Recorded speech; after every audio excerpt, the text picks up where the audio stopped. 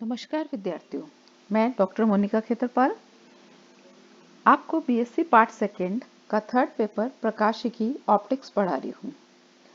इसके अंदर अपन फ्रेनहोफर विवर्तन पढ़ रहे थे। We were discussing Fraunhofer diffraction. Fraunhofer diffraction के अंदर अपन ने डिफ्रैक्शन ग्रेटिंग के बारे में पढ़ा था। आज हम कुछ उदाहरण डिफ्रैक्शन ग्रेटिंग के बारे में देखेंगे और कुछ उदाहरण हम रिजॉल्विंग पावर के ऊपर देखेंगे।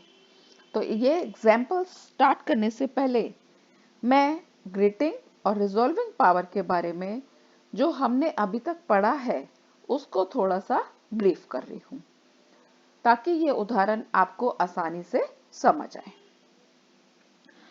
हमने एक समतल पारगमन ग्रेटिंग बनाने के लिए एक कांच की पारदर्शी प्लेट ली थी। उस प्लेट के ऊपर एक हीरे की पैनी नोक से बहुत पास बहुत सारी रेखाएं खींची थी। अब ये जो हमारे खुदे हुए निशान हैं, जो रेखाएं हैं, उसके ऊपर प्रकाश गिरेगा तो यहां से प्रकाश अवरुद्ध हो जाएगा। पर ये इन खुदे हुए निशानों के बीच में से पारदर्शी भाग है। वो जो खुदे हुए भाग के बीच के निशान हैं वो हमारे लिए स्लिट का काम करते हैं। अब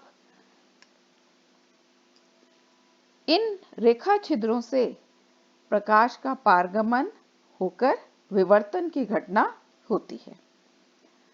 तो ये हमारी समतल पारगमन ग्रेटिंग है। इस ग्रेटिंग के अंदर जो लाइनें होती हैं उनका नंबर बहुत ज्यादा होता है।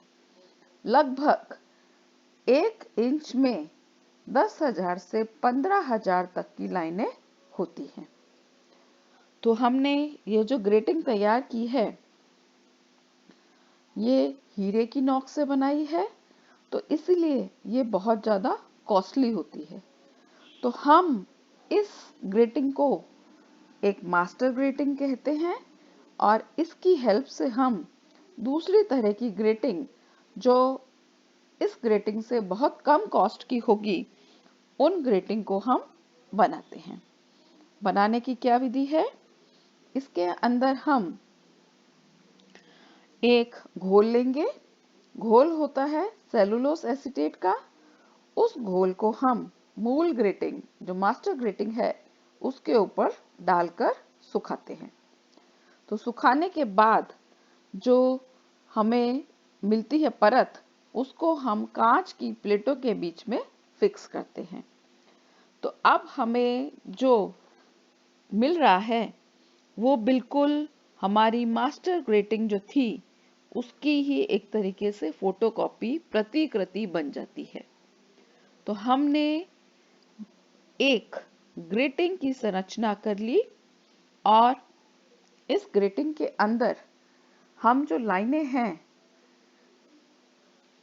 बहुत अधिक लेते हैं।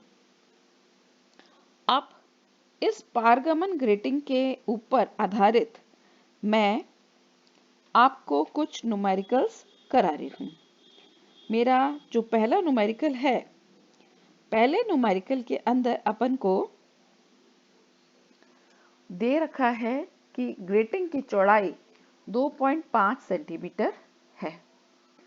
अब इस पर हमें कितनी रेखाएं खींचनी हैं कि सोडियम की 5890 एंगस्ट्रॉम और 5896 एंगस्ट्रॉम की स्पेक्ट्रमी रेखाओं का विभेदन द्वितीय कोटि के स्पेक्ट्रम में कर सके। तो हमें यहाँ पर एक ग्रेटिंग दे दी, उसकी चौड़ाई दे दी। अब उसके ऊपर हमें रेखाओं की संख्या निकालनी है और हमें सोडियम का प्रकाश दिया है। तो हमें पता है कि सोडियम के अंदर दो तरह की लाइंस होती हैं, D1 D2 से जिनको हम डिनोट करते हैं। उनकी तरंग दैर्ध्य है 5890 और 5896 एंगस्ट्रॉम। और ऑर्डर हमें दे रखा है स्पेक्ट्रम का सेकेंड ऑर्डर। हमें इन दोनों रेखाओं को से जो स्पेक्ट्रम बन रहा है सेकेंड ऑर्डर का, उसकी विभेदन, उसको अलग अलग रिजॉल्व करना है। तो हमने ग्रेटिंग के लिए रेले क्राइटेरिया लगाकर विभेदन क्षमता, जिसको हम रिप्रेजेंट करेंगे लैम्डा अपॉन डी लैम्डा से, इसका मान हमने निकाला था। विभेदन क्षमता क्या होती है? हमारे पास दो बिंब हैं जो कि बहुत पास पास रखे हुए हैं, हमें उनको अलग अलग रूप में देखना है। तो हम ग्रेटिंग का उपयोग कर रहे हैं। ग्रेटिंग के उपयोग से विवर्तन प्रारूप बनेगा। विवर्तन प्रारूप में अगर पहले बिंब का सेंट्रल मैक्सिमा दूसरे बिंब के पहले मिनिमा पर आए और इसी तरह सेकंड ऑब्जेक्ट के लिए भी कंडीशन हो, तो ये स्थिति हमारी मात्र विभेदित स्थिति कहलाती है। और हमने कंडीशन निकाली थी कि ग्रेटिंग की विभेदन क्षमता होती है लैम्डा अपॉन डी लैम्डा बराबर n इंटू कैपिटल N। यहाँ पर लैम्डा मेरे पास माध्य तरंगदैर्घ्य है। मुझे सोडियम की दो लाइनें दे रखी हैं, D1 D2। तरंगदैर्घ्य है 5890 और 5896। तो मैंने यहाँ पर लैम्डा का मान निकाल लिया, माध्य ले लिया, लैम्डा का मान आ गया 5893 एंगस्ट्रॉम। और ऑर्डर है स्पेक्ट्रम का n बराबर 2। लैम्डा पता है, मैं डी लैम्डा का मान निकाल सकती हूँ। डी लैम्डा अर्थात दोनों प्रकाश की तरंगदैर्घ्यों के मध्य अंतर। तो अंतर D1 D2 लाइन के बीच में आ जाएगा 6 एंगस्ट्रॉम के बराबर। ये मेरा आ गया 6 एंगस्ट्रॉम। अब मैं n मुझे ज्ञात है इस सूत्र के अंदर, लैम्डा पता है, डी लैम्डा का मान पता है, तो मैं यहाँ से कैपिटल N का मान निकाल सकती हूँ। कैपिटल N का सूत्र है, फॉर्मूला है lambda upon d lambda multiplied by n। Lambda का मान रख दिया, एंगस्ट्रॉम में था, हमने उसको चेंज कर लिया 10⁻⁻10 से मल्टीप्लाई करके मीटर में, डिवाइडेड बाय डी लैम्डा जो कि है 6 angstrom multiplied by small n, order n बराबर 2। तो ये मान रख के मेरे पास ग्रेटिंग के अंदर जो टोटल नंबर ऑफ लाइंस आ रही हैं वो आ रही हैं 492 के बराबर। अब मुझे यहाँ पर प्रॉब्लम में गिवन है कि मेरी ग्रेटिंग की चौड़ाई 2.5 सेंटीमीटर है। तो इसकी सहायता से मैं प्रति सेंटीमीटर रेखाओं की संख्या निकाल सकती हूँ। 492 डिवाइडेड बाय 2.5, तो प्रति सेंटीमीटर संख्या का मान आ जाएगा हल करने पर 197 के बराबर। तो हम हमारे ग्रेटिंग की प्रति सेंटीमीटर लाइनों की संख्या का मान निकाल सकते हैं। अब दूसरा जो उदाहरण है, इसमें मुझे ग्रेटिंग के ऊपर रेखाओं की संख्या दे रखी है और संख्या का मान है 1000 के बराबर। और यहाँ पर 6000 एंगस्ट्रॉम तरंगदैर्घ्य वाली प्रकाश हमने इसके ऊपर आपतित किया है। हमें इन दो तरंगदैर्घ्य वाले जो प्रकाश आ रहा है उसके अंदर पहले ऑर्डर का अगर स्पेक्ट्रम मिल रहा है और उसको हम विभेदित कर सकते हैं, तो हमें तरंगदैर्घ्य का अंतर निकालना है। डी लैम्डा का मान हमें निकालना है। ये तो हमें निकालना है फर्स्ट ऑर्डर के स्पेक्ट्रम के लिए।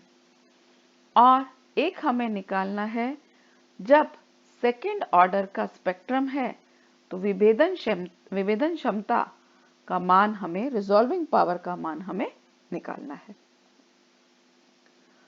हमें पता है कि रिजॉल्विंग पावर का मान हम देते हैं लैम्डा अपॉन डी लैम्डा बराबर capital N into small n। Given क्या क्या है? कैपिटल N रेखाओं की संख्या 1000, आपतित प्रकाश की तरंग दैर्ध्य लैम्डा वेवलेंथ 6000 एंगस्ट्रॉम। तो पहले मैं फर्स्ट ऑर्डर अर्थात n बराबर 1 के लिए डी लैम्डा का मान निकाल रही हूँ। तो यहाँ विभेदन क्षमता के सूत्र से डी लैम्डा का मान क्या आ जाएगा? Lambda upon small n into capital N। Lambda का मान रख दिया, स्मॉल n बराबर 1 और कैपिटल N बराबर 1000। चूंकि हमने लैम्डा का मान एंगस्ट्रॉम में रखा है तो हमारे पास प्रकाश की तरंग दैर्ध्य का अंतर भी एंगस्ट्रॉम में आएगा। इसको हम गणितीय रूप में हल कर लें तो डी लैम्डा का मान आ जाएगा 6 एंगस्ट्रॉम के बराबर। तो हमने हमारी प्रॉब्लम का फर्स्ट पार्ट सॉल्व कर लिया। अब सेकंड पार्ट है, सेकंड ऑर्डर के लिए मुझे विभेदन क्षमता का मान निकालना है। विभेदन क्षमता है capital N into small n।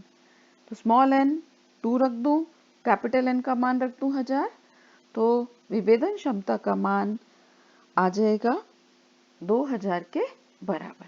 विभेदन क्षमता की कोई भी इकाई नहीं होती क्योंकि विभेदन क्षमता का सूत्र होता है लैम्डा बटे डी लैम्डा। ऊपर भी न्यूमरेटर में भी तरंग दैर्ध्य है, डिनोमिनेटर में भी तरंग दैर्ध्य है। तो हमारे पास विभेदन क्षमता का मान आ गया 2000 के बराबर। अब तीसरा जो उदाहरण है, इसके अंदर हमें एक प्रिज्म दे रखा है और इस प्रिज्म के ऊपर ये 6563 एंगस्ट्रॉम और 5270 एंगस्ट्रॉम ये वेवलेंथ की लाइट इस प्रिज्म पे आ रही है। अपवर्तनांक इन तरंग दैर्ध्य के लिए हमें दे रखा है 1.6545 और 1.6635 रिस्पेक्टिवली। हमें क्या निकालना है? जो हम हमारा प्रिज्म काम में ले रहे हैं उसके आधार की चौड़ाई का मान निकालना है। आधार की चौड़ाई, प्रिज्म की आधार की चौड़ाई का मान अपने निकालेंगे। हमें पता है कि एक प्रिज्म के लिए विभेदन क्षमता जो कि हमने डिफ्रैक्शन ग्रेटिंग में भी लैम्डा अपॉन डी लैम्डा से रिप्रेजेंट की थी, इसका सूत्र है T D new upon d lambda. D new का अर्थ हुआ रिफ्रैक्टिव इंडेक्स, रिफ्रैक्टिव अपवर्तनांक के अंदर अंतर। D lambda change in wavelength, तरंग दैर्ध्य के मान में अंतर। D mu upon d lambda आ गया mu 2 minus mu 1 upon lambda 2 minus lambda 1। Mu 1 और म्यू 2 के मान रखते हैं, लैम्डा 1 और लैम्डा 2 के मान अपन रखते हैं। तो हमारे पास ये मान आ जाएगा मीटर के अंदर। हमने इसको बदल लिया तरंग दैर्ध्य को, लैम्डा का D mu upon d lambda का मान हमने निकाल लिया और दो तरंग दैर्ध्य हैं, इसीलिए हमने हमारी सोडियम की माध्य तरंग दैर्ध्य का मान निकाल लिया 5890, 5896 और माध्य ले लिया तो ये मान आ गया 5893 एंगस्ट्रॉम। तो यहाँ से विभेदन क्षमता लैम्डा बटे डी लैम्डा का मान आ गया T D new upon d lambda. अज्ञात क्या है? प्रिज्म का आधार T बराबर lambda upon d lambda, D new बटा डी लैम्डा। लैम्डा का मान रख दूं, डी लैम्डा का और डी न्यू बटा डी लैम्डा का। सभी जो मान हैं मैं मीटर के अंदर रख रही हूँ। एंगस्ट्रॉम को हमने मीटर के अंदर बदल लिया।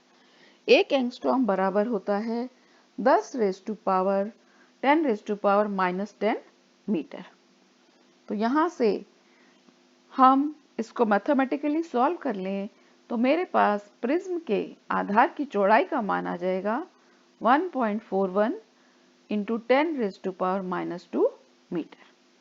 और इसको मैं सेंटीमीटर में लिखूं तो जो हमें प्रिज्म दे रखा है, प्रिज्म का आधार जिसको हमने T से रिप्रेजेंट किया है, इस प्रिज्म के आधार की चौड़ाई का मान हमने निकाल लिया रिजॉल्विंग पावर की हेल्प से 1.41 सेंटीमीटर।